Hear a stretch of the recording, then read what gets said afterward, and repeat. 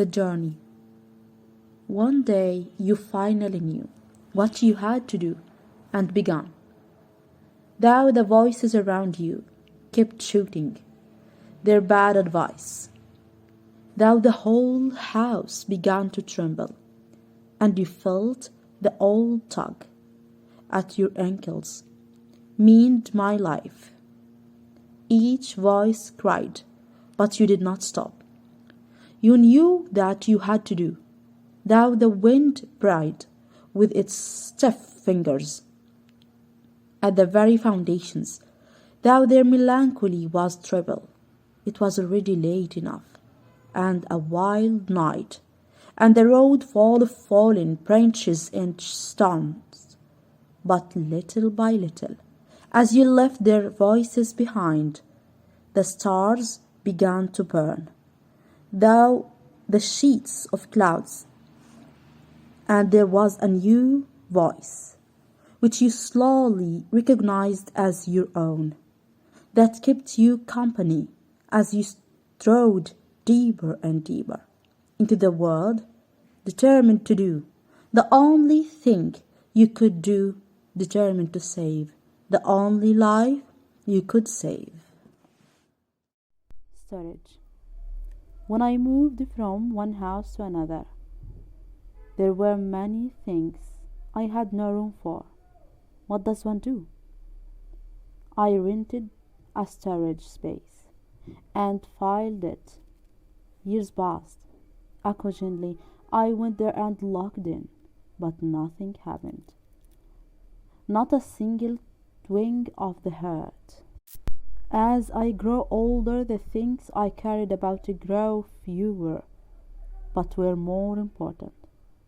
So one day, I undid the lock and called the trash man. He took everything.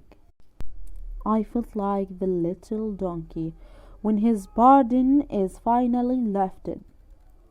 Things. Burn them, burn them. Make a beautiful fire. More room in your heart for love, for trees, for the birds who own nothing. The reason they can fly. It seemed that out of battle I escaped, down some profound dull tunnel, long since sculpted through granites which titanic wars had groaned. Yet also their encumbered sleepers groaned, too fast in thought or death to be bestowed.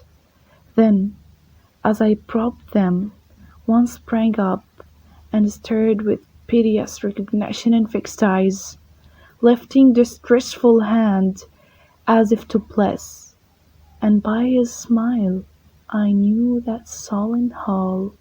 By his steady smile I knew we stood in hell, with a thousand spheres that vengeance face was grand.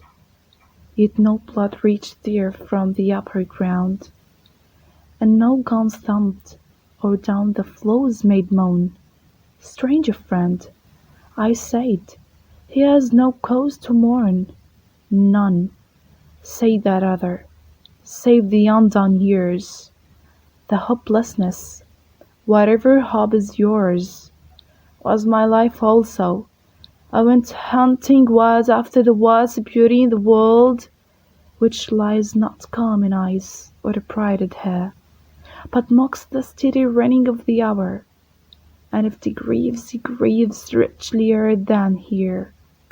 For by my glee might many men have laughed, and of my weeping something had been left, which must die now. I mean the truth untold, the pity of war, the pity war distilled.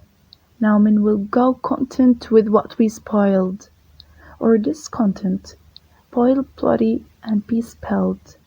They will be swift with the swiftness of the tigress.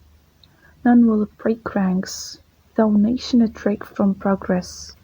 Courage was mine, and I had mastery.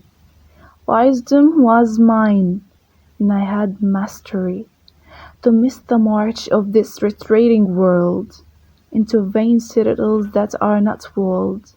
Then, when much blood had clogged their chariot wheels, I would go up and wash them from sweet wells, even with truth that lie too deep for tent.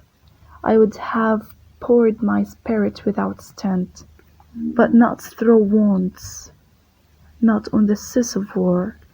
Foreheads of men have bled where no wounds were. I am the enemy you killed, my friend, and you in this dark. For so you frowned yesterday through me as you jabbed and killed. I parried, but my hands were loathing cold. Let us sleep now.